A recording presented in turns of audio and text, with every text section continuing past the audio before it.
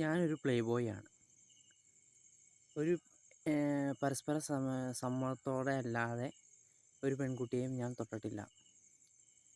കാരണം ഞാൻ ചെയ്യുന്നത് മേക്കിംഗ് ഓഫ് ലവ് ആണ്. സെക്സിൻ്റെ കാര്യത്തിലൊരു വെർജിനാണ്. പരസ്പര സമ്മതത്തോടുള്ള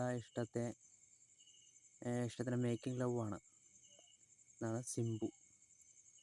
ഇദ്ദേഹം പണ്ടേ ഒരു കില്ലാടിയായിരുന്നു. അന്ന് ഞാൻ 5, 6, 7 6 പഠിക്കുമ്പോഴാണ് ഈ വല്ലവനൊക്കെ ഇറങ്ങുന്നത്. അന്നേരമാണ് ഭയങ്കരമായിട്ട് പുള്ളി കത്തിക്കുന്ന ടൈമാണ്. പുള്ളിയുടെ ടൈമായിരുന്നു വല്ലവൻ, മന്മഥൻ. ഈ പടമാണ് എൻ്റെ ഫേവറേറ്റ് ഫിലിം. അന്ന് ഈ വല്ലവൻ്റെ സമയത്താണ് ആ ഭയങ്കര വിവാദം അങ്ങോട്ട് കത്തിക്കേറിയത്. ക്ലാസ്സിലൊക്കെ ഭയങ്കര ചർച്ചാ വിഷയമായിരുന്നു.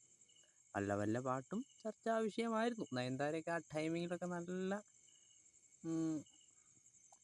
നല്ല കരിയർ ബിൽഡപ്പ് ചെയ്തുകൊണ്ടിരിക്കുക, വളരെ ഗ്ലാമറസ് ആയിട്ട് നടന്നുകൊണ്ടിരിക്കുന്ന ടൈമിങ്ങൊക്കെയാണ്. അന്നായിരുന്നു ഈ വിവാദം ഉണ്ടായത്. നാവിൽ കയറി കടിച്ചു എന്നോ ഈ ചുംബനരംഗം ഒഴിവാക്കിയെന്നോ അങ്ങനെയൊക്കെ പറഞ്ഞ് ഭയങ്കര വിവാദങ്ങളൊക്കെ ആയിരുന്നു. അന്നേ ഈ പുള്ളിനെ കുറിച്ചൊരു ഗോസിപ്പുണ്ട്, പ്ലേ ബോയ് ആണ്.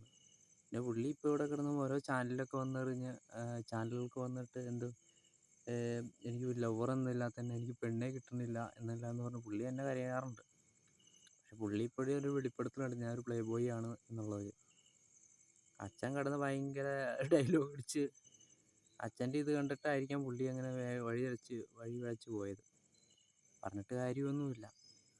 ഇപ്പോൾ പറഞ്ഞാലും പുള്ളി ഒരു ഇതുണ്ട്, പരസ്പര സമ്മതത്തോടെ ആരെയും കയറി അറ്റാക്ക് ചെയ്യാനോ വാതിൽ മുട്ടാനൊന്നും പുള്ളി പോയിട്ടില്ല. പരസ്പര സമ്മതത്തോടെ തന്നെയാണ് ചെയ്തിട്ടുള്ളത്.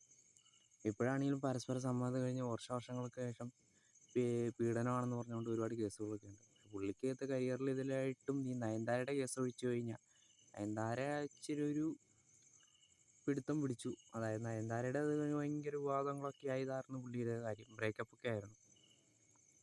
അതിന് ശേഷമാണ് പുള്ളി ഇപ്പോൾ ഈ വെളിപ്പെടുത്തലൊക്കെ നടത്തിയത്. വർഷങ്ങൾക്ക് ശേഷമാണ് ഈ വെളിപ്പെടുത്തലൊക്കെ നടത്തിയത്.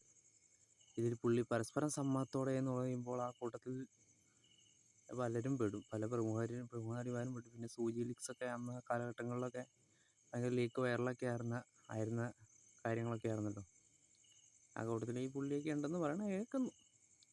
എന്തായാലും പുള്ളി ഇപ്പോൾ വെളിപ്പെടുത്തുക, ഇനി പുള്ളി ഒരു പെണ്ണ് കിട്ടുമോ എന്നുള്ളത് ഡൗട്ടാണ്.